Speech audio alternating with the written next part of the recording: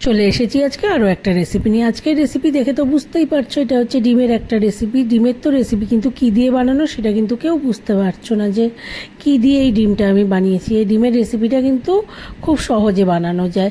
তাহলে দেখো, নমস্কার, আমি মৌমিতা, চলে এসেছি আরও একটা রেসিপি নিয়ে মৌমিতার হেসেল চ্যানেলে। তা আজকের রেসিপি হচ্ছে পেঁয়াজ কলি বাটা দিয়ে ডিমের কারি। এটা কিন্তু খেতে যেমন ভালো লাগে, আবার খুব সহজেও বানানো যায়। শীতকালে তো পেঁয়াজ কলি খুবই অ্যাভেলেবেল, সেই জন্যই আমি এটা বানালাম।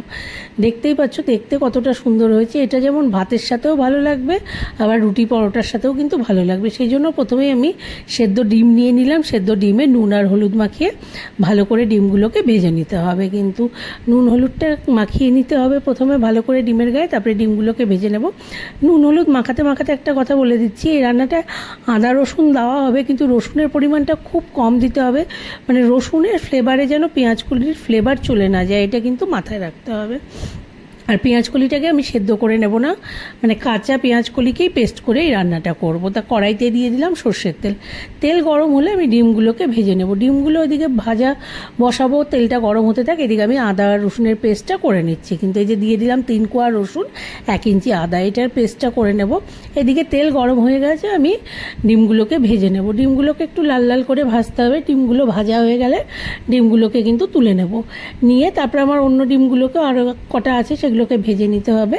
তাই ডিমগুলোকে ভাজা হয়ে গেলে গিয়ে তুলে নিতে হবে। ডিম খুব বেশি ভাজবে না, মানে হালকা করে ভাজবে, একটা হালকা লালচে ভাব আসলেই হবে, খুব বেশি ভাজতে হবে না। ডিম ভাজা হয়ে গেছে, এবার আমি ডিমগুলোকে তুলে নেব। কিন্তু একদম হয়ে গেছে কি, এবার ডিম তুলে নিচ্ছি। এই দিকে আমি এখন পেঁয়াজ কলিটা বেটে নেব। এই যে 1 মুঠো নিলাম পেঁয়াজ কলি, আর দিয়ে দেবো 5টা কাঁচা লঙ্কা। এবার এটার একটা পেস্ট করে নেব।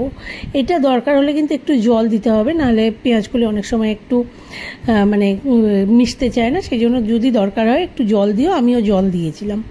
এই তেলেই ডিমগুলো সব ভাজা হয়ে গেল। তেলে দিয়ে দিলাম শুকনো লঙ্কা ফোড়ন, আর দিচ্ছি 1 চামচ জিরে।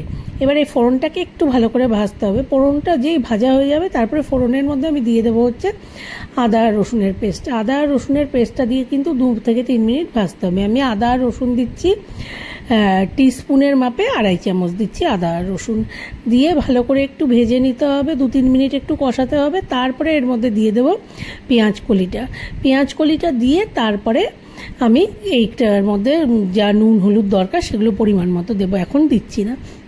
এই যে দিয়ে দিলাম পেঁয়াজ কলি আর কাঁচা লঙ্কার পেস্টটা দিয়ে এবার এটাকে 2-3 মিনিট একটু কষাতে হবে তেলের সাথে ভালো করে মিশিয়ে নিয়ে। তারপরে এর মধ্যে পরিমাণ মতো নুন দিয়ে দিলাম, দিয়ে দিচ্ছি হলুদও এবার দেবো খুব অল্প, দেখতেই পেলে কতটুকু আমি হলুদ দিলাম।